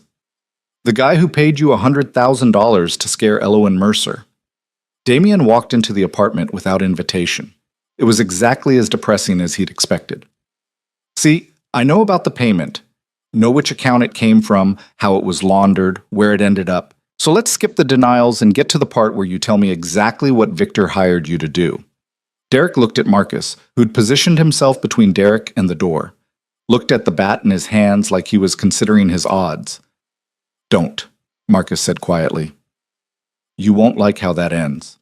Derek set down the bat. "Smart choice," Damien said. "Now talk." It took 20 minutes and some persuasive conversation, but Derek eventually gave up everything. Victor had hired him through an intermediary, a lawyer who specialized in deniable transactions. The job was simple: scare Elowen enough that she'd leave New York. Make her understand she wasn't safe anywhere in the city. Today was supposed to be just a preview, a way to let her know someone was watching. The real work would come later. "What kind of real work?" Damien asked, his voice dangerously calm. Derek shifted uncomfortably. "He wanted me to grab her, take her somewhere quiet, make her call you and beg you to back off the SEC thing. And after she made the call? I wasn't supposed to hurt her, just scare her bad enough that she'd mean it." Damien felt Marcus tense beside him, felt his own hands curl into fists. "Where were you supposed to take her?" he asked. "Storage unit in the Bronx. Halston rented it last week under a fake name." Marcus was already typing on his phone, pulling up rental records. Got it, he said after a moment. Bronx Self-Storage, Unit 447. Damien looked at Derek. You're going to call Victor. Tell him the job's done, that you have her. What? No way, man. You're going to do it because the alternative is I hand you over to the police with enough evidence to put you away for a decade. Damien's voice was ice. Or I let Marcus handle you his way. Your choice. Derek looked at Marcus, who smiled without warmth. Fine, Derek said. What do you want me to say? They rehearsed it twice. Derek would call Victor, confirm he had Elowen, and arrange to meet at the storage unit in 2 hours. Victor would come because he'd want to see her fear himself, want to be there when she broke. Damien would be waiting. Derek made the call on speaker. His voice shook slightly, but he got through it. Victor answered on the second ring. Is it done? Yeah, got her. She's scared out of her mind. Where? The storage unit, like you said, but man, she's crying pretty hard. You sure you don't want me to just... I'll be there in an hour. Victor's voice was tight with anticipation. Don't let her see your face. Keep her blindfolded. Got it. The line went dead. Damien looked at Derek. You're going to disappear now. Leave the city. I don't care where you go, but if I see you again, if you contact Halston again, if you so much as think about Elowen Mercer, Marcus will find you. Understand? Derek nodded frantically. Good. Now get out. Derek grabbed a duffel bag that looked like it was always packed for quick exits and ran. Marcus watched him go. Think he'll actually leave? Don't care. By tomorrow he'll have bigger problems than us. Damien pulled out his phone. Call the contacts we need for the storage unit. I want this handled cleanly. How clean? Clean enough that Victor can't claim he was set up, but messy enough that he understands what happens when you threaten what's mine. While Marcus made arrangements, Damien called the penthouse. Elowen answered on the first ring. Are you okay? I'm fine, but I need you to trust me about something. What? Victor thinks Derek has you. He's meeting him at a storage unit in the Bronx in 90 minutes. I'm going to be there instead. He heard her sharp intake of breath. Damien, that's a trap. If he's desperate enough to hire someone to kidnap me, he's desperate enough to make mistakes, and I'm going to make sure this is his last one. He paused. But I need you to stay put. No matter what happens, no matter what you hear, stay in the penthouse until I come back. What if you don't come back? I will. You can't promise that. Yeah, I can, because I'm not done with you yet. The words hung between them, loaded with everything they hadn't said. Be careful, Elowen whispered. Always am. He hung up before she could argue further. The storage facility was exactly as grim as expected. Rows of identical orange doors, fluorescent lights that flickered, the smell of rust and neglect. Unit 447 was in the back corner, away from the main office and security cameras. Victor had chosen well. Marcus had arrived first, setting up in a unit across the corridor with a camera and clear sightlines. Two other men, professionals Damien had worked with before, were positioned at the exits. The facility manager had been convinced to take a long dinner break. Damien stood inside Unit 447, which was empty except for a metal chair and some rope Derek had apparently prepared. The fluorescent light overhead buzzed like an angry wasp. He checked his watch. 7 minutes until Victor was supposed to arrive. His phone buzzed. A text from Elowen. Come back safe. Please. He typed back, I will, promise. Then he heard footsteps in the corridor. Victor appeared in the doorway alone, looking around the empty unit with confusion that quickly turned to suspicion. Where is she? He demanded. Safe. Damien stepped out from behind the door. Somewhere you'll never touch her again. Victor spun around, hand moving toward his pocket. I wouldn't, Damien said. You've got 3 cameras on you right now and 2 very large men blocking the exits. Whatever you're reaching for, it's not going to help. Victor's hand stopped. This is kidnapping. I'll have you arrested. For what? Meeting you at a storage unit you rented under a fake name? With rope and a chair you had delivered yesterday? Damien smiled without humor. Try again. Derek called me.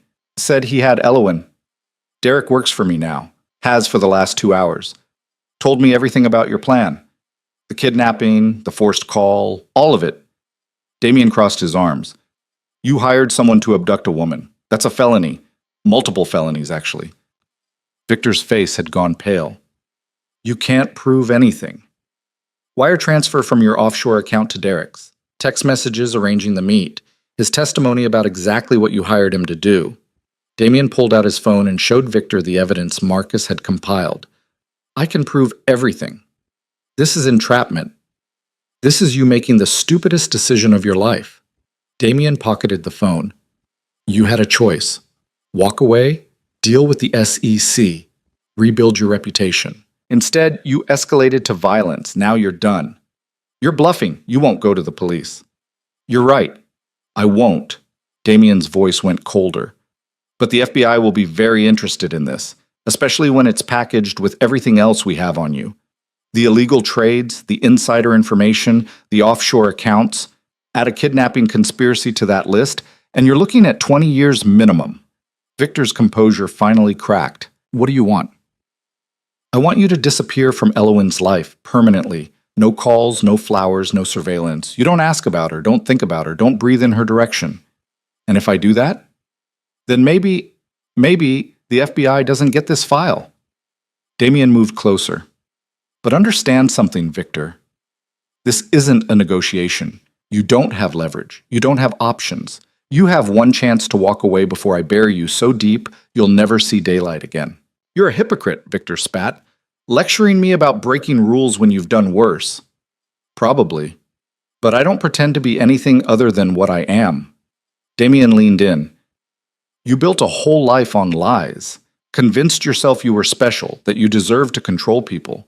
But you're not special, Victor. You're just another mediocre man who mistakes cruelty for strength. The words hit their target. Victor's face flushed with rage and humiliation. She'll come back to me, he said. Eventually. They always do. No. Damien's voice was absolute. She won't. Because unlike you, I'm going to give her the one thing you never could. What's that? A choice. He nodded to Marcus, who emerged from the unit across the hall with his camera. We're done here, Damien said. You have 48 hours to accept the SEC's plea deal and resign from your firm. After that, this recording and everything else we have goes to the FBI. Understood? Victor said nothing. Just stared at Damien with hatred so pure it was almost tangible. I'll take that as a yes. Damien walked past him toward the exit. Oh, and Victor, if you're thinking about trying something stupid out of revenge, don't, because next time I won't be this generous. He left Victor standing in the empty storage unit, surrounded by evidence of his own worst impulses. Outside, Marcus fell into step beside him. Think he'll actually back down? He doesn't have a choice. Damien pulled out his phone and made a call. It's done. Send the package to the FBI if he doesn't resign within 48 hours. Copy that, the voice on the other end confirmed. They drove back to Manhattan in silence. Damien stared out the window at the city lights and thought about the line he'd just crossed, the threats he'd made, the leverage he'd used to back Victor into a corner. He'd meant every word about not being the hero. But somewhere in the last week, this had stopped being about doing the right thing and become about protecting someone who mattered, about protecting Elowen. The penthouse was dark when he got back except for a single lamp in the living room. Elowen was curled up on the couch with a book she clearly wasn't reading. She looked up when he walked in. You're back. Told you I would be. She set down the book and stood. Is it over? Yeah, it's over. What happened? He told her everything. The confrontation, the evidence, the ultimatum. She listened without interrupting, her face cycling through emotions he couldn't quite read. When he finished, she said, So he's just gone? Just like that? Just like that. He'll take the SEC deal, resign quietly, maybe spend a few years rebuilding somewhere else. But he won't bother you again. How can you be sure? Because I made it very clear what happens if he does. Damien moved closer. And because men like Victor are fundamentally cowards, they only fight battles they know they can win. This one, he lost. Elowen wrapped her arms around herself. I don't know what to feel. I thought I'd be relieved, but I just feel empty. That's normal. You've been running on adrenaline for months. Now that the threat's gone, you're crashing. Is that what happened to your mother after she escaped? The question caught him off guard. Yeah, she said it took her 2 years to stop looking over her shoulder, to believe she was actually safe. 2 years, Elowen repeated quietly. But you don't have to do it alone, that's the difference. She looked up at him. What happens now? Now you get to decide what you want. Without fear, without pressure. Just, what do you want? It was such a simple question. One she hadn't been asked in so long. I want to go back to school, she said slowly. Finish my degree. Maybe teach eventually. Done. I'll make some calls, get you reinstated. Damien, you can't just... Yes, I can. And I will. He moved closer. What else? I want to stop being afraid all the time. Stop jumping at every noise. Stop checking over my shoulder. That'll take time, but you'll get there. I want... She stopped, struggling with the words. What? I want to understand why you did all this. Really? Because it's more than just helping an employee. Damien was quiet for a long moment. Then he said, because somewhere between you breaking down in my kitchen and now you became important to me, more important than I planned for. That's not an answer. That's the only answer I have. He reached out, tucking a strand of hair behind her ear like he'd done before. I'm not good at this. At feelings and relationships and normal things. I'm good at solving problems and building things and being ruthless when I need to be. You're better at feelings than you think. Maybe. Or maybe you just bring it out in me. She smiled slightly. That sounds like something from a movie. Life's stranger than movies, he paused. We need to talk about what happened earlier, the kiss. Her face flushed. I'm sorry, I shouldn't have... Stop apologizing. His thumb traced her jawline. But I need to know if it was just adrenaline or if... She kissed him again. This time it wasn't desperate or impulsive. It was certain. A choice made freely, without fear or obligation. When they broke apart, Damien said, Okay, that answers that. I'm still a mess, Elowen warned. I've got trauma and trust issues, and I'm going to have bad days where I can't function. I've got illegal business practices and a tendency to solve problems with money and threats. We're both disasters. That's romantic. That's honest. He pulled her closer. But if you want to figure it out together, I'm willing to try. Even though I work for you? You're fired. She laughed. You can't fire me. I just did. Consider this your termination notice. He was smiling now, really smiling. But I'd like you to stay anyway, not as an employee, as someone who lives here because they want to. I can't just live here for free. Why not? I own the building. That's not how things work, Damien. It's how they work for us. His voice softened. Look, I'm not asking you to decide tonight. Take time. Figure out what you need, but know that you have a place here for as long as you want it. She rested her forehead against his chest. This is crazy. Most good things are. They stood there for a long time, neither quite ready to let go. The next morning, Victor Halston sat in his home office staring at his phone. 48 hours to resign or face the FBI. He'd spent the night going over his options. There weren't many. Damien Crowe had been thorough. Every angle covered, every escape route blocked. The SEC deal was actually generous, all things considered. Fines he could afford, restrictions he could work around. He'd lose his position at the firm, but there were other firms, other cities. Fighting would mean public humiliation, potential prison time, the destruction of everything he'd built. The choice was obvious. He hated that it was obvious. At 9 a.m., he called his lawyer. Draft my resignation, he said, effective immediately. Victor, are you sure? Just do it. By noon, it was done. His partners were shocked but not sorry to see him go. His clients would be redistributed. His office cleared out by the end of the week.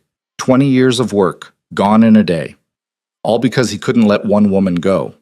He opened his laptop and pulled up Elowen's social media one last time. She'd deleted everything months ago, but he'd saved screenshots. Pictures of her smiling, looking at him like he was everything. Those days felt like someone else's life now. He closed the laptop and made a call to a headhunter in Chicago. Time to start over. But as he packed up his apartment over the next few days, anger simmered beneath the surface. Not the hot rage that made you stupid, the cold kind that calculates and waits. Damien Crowe thought he'd won. Maybe he had, for now. But Victor Halston was patient when he needed to be. And patient men always got another chance. 3 weeks later, Elowen stood outside the Columbia admissions office with paperwork that would reinstate her graduate status. Her advisor, Dr. Sarah Chen, had made it happen. Pulled strings, argued her case, convince the department that Elowen's leave of absence was justified and her return would be an asset. "You're sure about this?" Dr. Chen asked as they walked across campus. "It's a lot to take on right now." "I'm sure." Elowen looked up at the buildings she'd thought she'd never see again. "This is what I wanted before everything fell apart. I'm not letting him take it from me anymore." "Good, because I've already signed you up to TA my urban poverty seminar next semester." "You what?" Dr. Chen smiled. "Consider it your welcome back present, and punishment for making me worry about you for the last year." They talked about course schedules and thesis requirements until Elowen's phone buzzed. A text from Damien. "How'd it go?" She typed back, "I'm officially a grad student again. Knew you would be. Dinner tonight to celebrate?" "Yes, but I'm cooking. Deal." Dr. Chen noticed her smiling at her phone. "New development in your life?" "Something like that." "Good. You deserve something good." Elowen wasn't sure she deserved anything, but she was learning to accept it anyway. That evening, she attempted to make dinner in Damien's kitchen. Attempted being the key word. The chicken was dry, the vegetables overcooked, the sauce separated into something that looked vaguely toxic. "This is terrible," she announced when Damien got home. He looked at the spread on the counter. "Yeah, it really is. You're supposed to lie and say it's fine. I don't lie to you. That was the deal." He grabbed his phone. "I'm ordering Thai." "I wanted to do something nice." "You being here is nice. The food is just food." He kissed the top of her head. "Besides, you have other talents." "Like what?" "You're 3 chapters into the most depressing book ever written and actually enjoying it." She glanced at the power broker on the coffee table. "It's not depressing. It's illuminating. It's 900 pages about how power corrupts people." Exactly. Illuminating." He laughed and ordered dinner while she cleaned up her cooking disaster. They ate on the couch with containers spread between them, arguing about Robert Moses and urban planning and whether good intentions mattered if the execution caused harm. It felt normal in a way nothing had felt normal in years. After dinner, Damien showed her something he'd been working on. Plans for a housing development in the Bronx. Affordable units mixed with market-rate apartments. Community spaces. Green areas. "I want your input," he said, spreading blueprints across the coffee table. "I'm not an architect." "No, but you understand what people actually need. What would make this work for the families who'd live here?" She studied the plans, noting where things could be improved. Better lighting in the common areas. More storage. Spaces for kids to play that weren't just afterthoughts. "And here," she pointed to a corner of the first floor, "this could be a community center. GED classes, job training, childcare services. Make it actually useful." Damien made notes. "You're good at this. I've been studying it for years." "No, I mean, seeing what's missing. Most people look at plans and see what's there. You see what should be there." "That's just paying attention." "That's exactly what I need." They worked on the plans until midnight, Elowen making suggestions and Damien incorporating them into the design. It reminded her of why she'd loved urban sociology in the first place. The possibility of making things better, of building systems that actually helped people. When they finally stopped, her eyes were tired, but her mind was buzzing. "Thank you," she said. "For what?" "For making me remember what I cared about before all of this." Damien set down his pen. "You never forgot. You just had to survive first." "Is that what I'm doing? Surviving?" "No." He looked at her directly. "You're living. There's a difference." She realized he was right. For the first time since leaving Victor, she wasn't just getting through each day. She was actually building towards something. The next morning, Marcus appeared with news. "Halston's leaving New York," he said, showing Damien a report on his tablet. "Took a position in Chicago. Starts next month." That was fast.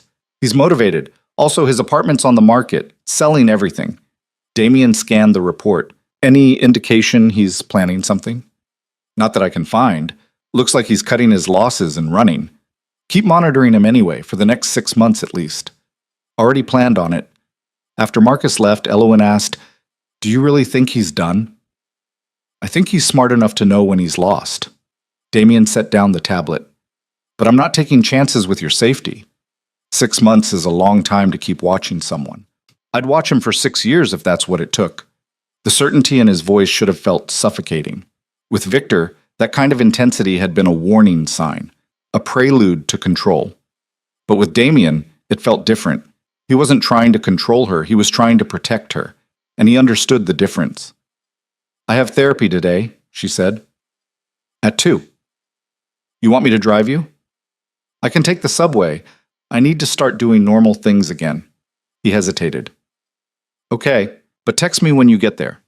"Damien, I know. I'm being overprotective. Can't help it." She kissed him quickly. "I'll text, I promise." Therapy was hard. It always was. Her therapist, Dr. Monica Ross, had a way of asking questions that forced Elowen to confront things she'd rather avoid. Today, they talked about the future. "You're rebuilding your life," Dr. Ross said. "School, new relationship, plans for a foundation. That's a lot of change very quickly." "Is that bad?" "It's not bad or good. It just is. But I want you to check in with yourself. Make sure you're not replacing one form of dependence with another." Elowen bristled. "It's not like that with Damien."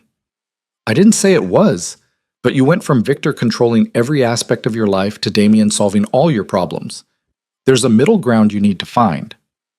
"Like what?" "Like standing on your own, making decisions without needing his approval or resources, trusting yourself." "I do trust myself." "Do you? Or do you trust him to keep you safe?" The question stuck with Elowen for the rest of the session and the entire subway ride home. Did she trust herself? She'd made the decision to leave Victor. That took courage. But everything since then had been facilitated by Damien: the apartment, the safety, the school reinstatement. What had she actually done on her own? When she got back to the penthouse, she found Damien on a call in his office. She waved and went to the guest room, though it felt less like a guest room now and more like her room. She pulled out her laptop and started researching apartments, not because she wanted to leave, but because Dr. Ross was right. She needed to know she could stand on her own if she had to. The prices made her stomach drop. Even with her teaching assistant stipend, she couldn't afford anything decent. She'd have to find roommates, live somewhere far from campus, probably go back to the kind of building where the locks didn't work and the heat was optional. But she could do it. The thought was terrifying and liberating in equal measure. "What are you looking at?" She jumped. Damien stood in the doorway. "Just researching." She closed the laptop. "Apartments?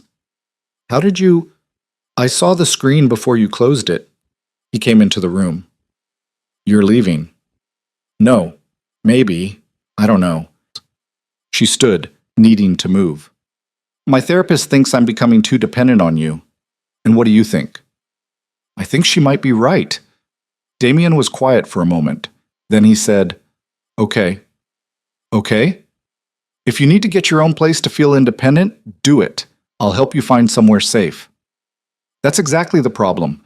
You helping, you solving, you making it easier. She turned to face him. "I need to know I can do this myself." "You can." "How do you know?" "Because you already did it once. You left Victor with 2 bags and no plan. Made it work. You're stronger than you think." Or maybe I just traded one safety net for another. The words came out harsher than she intended. Damien's expression shifted. Not hurt exactly, but something close. "Is that what you think this is?" he asked quietly. "Me being another version of Victor?" "No, I didn't mean—" She stopped, frustrated with herself. "I don't know what I mean. I just know that I need to figure out who I am without someone else defining it for me." "Then do it." He moved toward the door. "But don't use me as an excuse to run from something good because you're scared it might turn bad." He left before she could respond. Elowen sat on the bed and tried not to cry. She'd hurt him. She could see that. But she'd also told the truth. And if she'd learned anything from the last 2 years, it was that telling the truth, even when it was hard, was the only way forward. They didn't talk much over the next few days. Not because they were fighting, but because Elowen needed space to think and Damien was giving it to her. She went to her classes, started her TA work, met with Dr. Chen to discuss her thesis, did all the normal things that normal graduate students did, and slowly she started to feel like herself again. Not the self she'd been before Victor. That person was gone. But someone new, stronger, more careful, but also more certain. On Friday night, she found Damien in his office working late. "Can we talk?" she asked from the doorway. He looked up. "Yeah, come in." She sat in the chair across from his desk. "I've been thinking about what I said, about dependence. And you were right. I was using it as an excuse because I'm scared. She took a breath. I'm scared that this feels too good. That I'm going to wake up one day and realize I've let someone else take over my life again. I'm not trying to take over your life. I know, but that's how it started with Victor too. Small things. Helpful things. Until suddenly, I couldn't remember what I wanted anymore because I'd gotten so used to him wanting it for me. Damien set down his pen. What do you want now? I want to stay here, with you, but I also want to know that I'm choosing it, not defaulting to it, because it's easier than being alone. So what does that look like? She'd been thinking about this for days. It looks like me paying rent. A real amount, not $1. It looks like me making my own decisions about school and work without asking your permission. It looks like us being partners, not you being my protector. I can do that. Can you? Because you're used to solving problems, and I need you to let me solve my own sometimes. He considered this. That's going to be hard for me.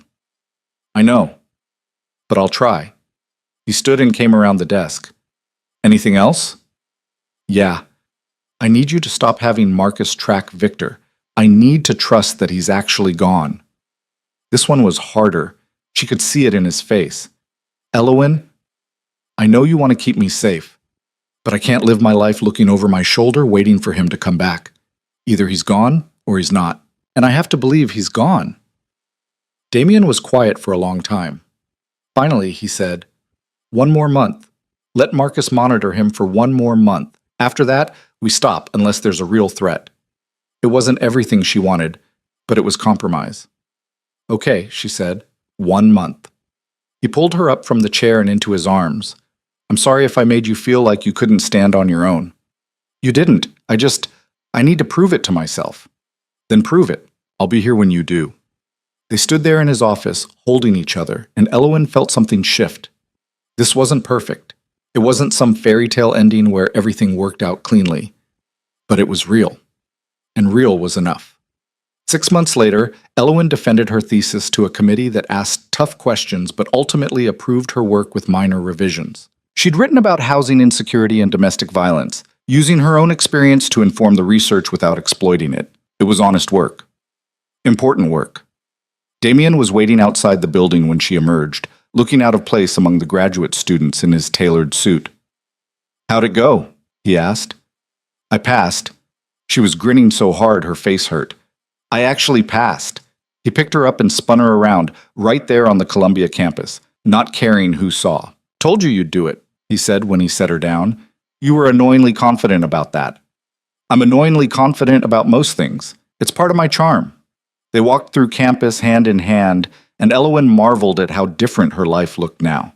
She had her degree, had been offered a teaching position at a community college in Brooklyn, had helped Damien launch the foundation, officially named the Second Chance Housing Initiative, which was already helping its first clients find safe places to live, and she had him, not as a savior or a solution, but as a partner. My sister wants to meet you, she said as they headed toward the subway. Officially, not just phone calls.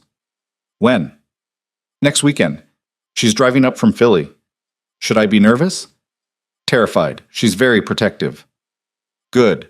Damien squeezed her hand. You should have people who are protective of you. I have you. You have more than me. You've got Claire, your advisor, the people at the foundation, a whole network. He paused at the subway entrance. You're not alone anymore. She'd spent so long feeling invisible, insignificant, like she could disappear and no one would notice. Now she had proof that she mattered. That night, back at the penthouse that had somehow become home, Elowen painted. Not the darkness this time, not the crushing weight of what she'd survived. She painted morning light, the view from the penthouse windows at dawn, gold and pink and the promise of something better. Damien found her there at midnight, covered in paint again, standing back to examine her work. It's beautiful, he said. It's hope. She set down her brush. That's what this place gave me. What you gave me. Hope that things could be different. They are different. Yeah. She turned to face him. They really are. He pulled her close, careful of the paint, and they stood there in the quiet penthouse looking at the canvas. I love you, he said. Simple. Direct. No games. She'd known it for a while, had felt it in every protective gesture, every problem solved, every moment he'd given her space when she needed it. "I love you too," she said back, and meant it. Two broken people who'd found each other in the dark and decided to build something better in the light. It wasn't perfect. Nothing ever was. They still fought sometimes, had bad days where old trauma surfaced, struggled with boundaries and independence and what partnership actually meant. But they worked through it, together. A year after Victor left New York, Marcus delivered his final report. He settled in Chicago, new firm, smaller clients, keeping his head down. No indication he's thinking about Elowen at all. "You're sure?" Damien asked. "As sure as I can be without reading his mind. He's moved on." Damien closed the file. "Then we're done monitoring him." "Really?" "Yeah, Elowen was right. We can't live waiting for him to come back. He's gone. That's enough." After Marcus left, Damien found Elowen in what had become her studio, the guest room she'd finally claimed fully as her own space. She was working on a series of paintings for a gallery show, small pieces about transformation and survival. "Victor's officially off our radar," he said. She looked up from her canvas. "How do you feel about that?" "Nervous, but trusting your judgment. That must be hard for you." "Everything worth doing is." She set down her brush and crossed to him. "Thank you for letting go. Thank you for pushing me too." They kissed, and it still felt new every time, like they were discovering each other over and over. "The foundation got another grant," Damien said when they pulled apart. "Enough to expand to 2 more buildings." "That's amazing." Your proposal is what got it. The board was impressed with your research." "Our research? I didn't do it alone." "No, but you're the one who made it make sense." He paused. "They want you to present at the next meeting. Share the vision."